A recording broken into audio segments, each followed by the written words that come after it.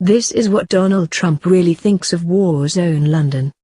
Donald Trump is having the shortest possible visit to London he can, spending just one night in the heavily guarded home of the U.S. ambassador. Trump was expected to visit the capital as he makes his first visit to Britain since becoming U.S. president. It has been confirmed, however, that Trump will only very briefly visit London. He will be helicoptered in this afternoon to the U.S. ambassador's house in Regent's Park before being choppered out again for a trip to Blenheim Palace.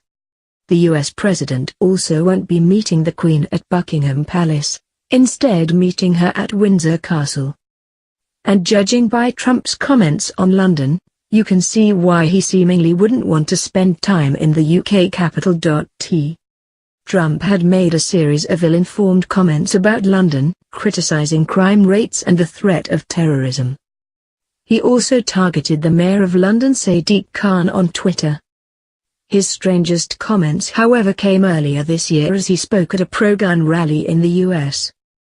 It appears the US president isn't looking forward to his visit to the UK very much, branding the country as in turmoil. Speaking at a Nation Rifle Association rally in May, Trump compared one of London's hospitals to a war zone. He said, "I recently read a story that in London, which has unbelievably tough gun laws, a once very prestigious hospital right in the middle is like a war zone for horrible stabbing wounds. They don't have guns. They have knives, and instead there's blood all over the floors of this hospital. They say it's as bad as a military war zone hospital." Trump then carried on saying knives, knives, knives, knives as he mimed a stabbing motion. He added, "London hasn't been used to that. They're getting used to it. It's pretty tough." And he previously compared an increase in crime rates in the UK to the spread of radical Islamic terror.